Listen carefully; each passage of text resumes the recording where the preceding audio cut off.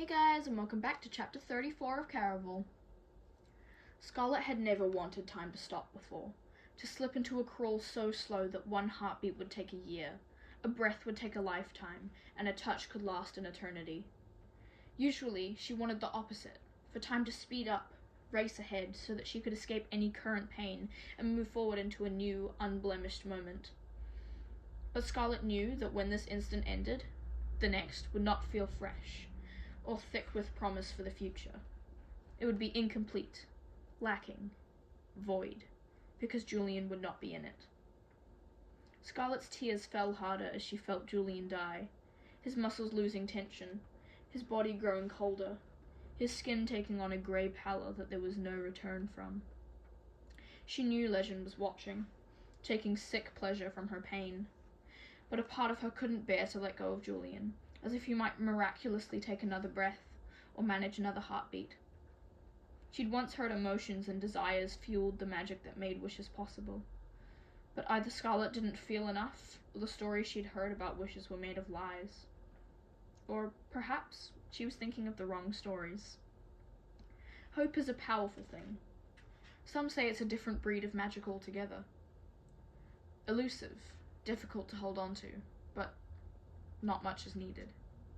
And Scarlet did not have much, just the memory of a poorly written poem. This girl was last seen with Legend. If you catch her, you shall catch him as well. Of course, you may have to venture through hell, but if you succeed, you may find yourself rich. This year's winner will be granted one wish.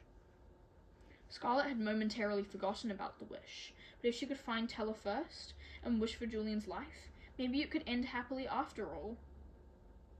That anything could be happy again seemed almost as unreal as a wish, but it was all she had left to hope for. As she looked up, ready to demand her sister's location again, she realized Legend had vanished. All he'd left was Julian's pocket watch and his own velvet top hat, resting on a dark letter. Black rose petals drifted to the ground as Scarlet picked up the note. It was rimmed in onyx black leafing, a shadow of the first letter Legend had sent her. Dear Miss Dragner, your presence is requested for the funeral of Donatella Dragner tomorrow, 1 hour after sunrise, unless you manage to prevent her death. Yours truly, Legend.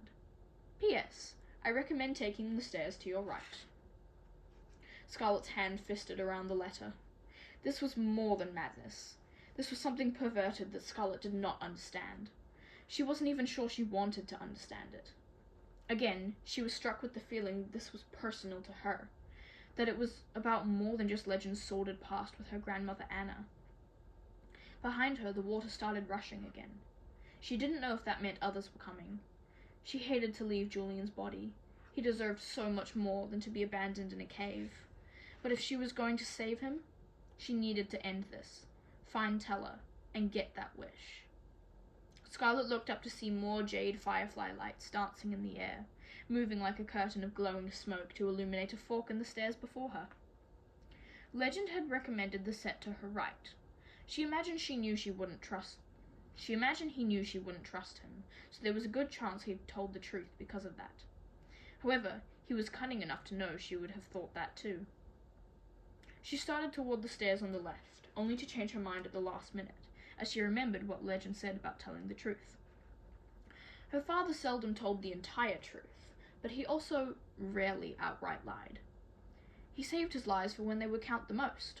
Scarlet figured Legend was the same way.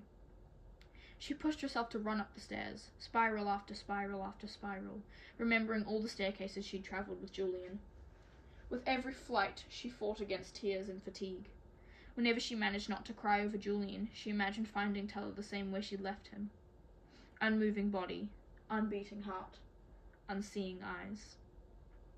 The world felt thinner by the time Scarlet reached the top of the steps. Sweat soaked her gown, and her legs burned and shook. If she'd chosen the wrong staircase, she didn't imagine she'd have the strength to run back down and then back up again. In front of her was a spindly ladder leading to a small square trapdoor. Scarlet lost her footing several times as she climbed. She had no idea what she'd find on the other side of the door. She felt heat. There were sounds of crackling as well. Definitely a fire. Scarlet tottered against the ladder, praying it was just a fire on the hearth, not an entire room ablaze. She sucked in a deep breath as she pulled the trapdoor.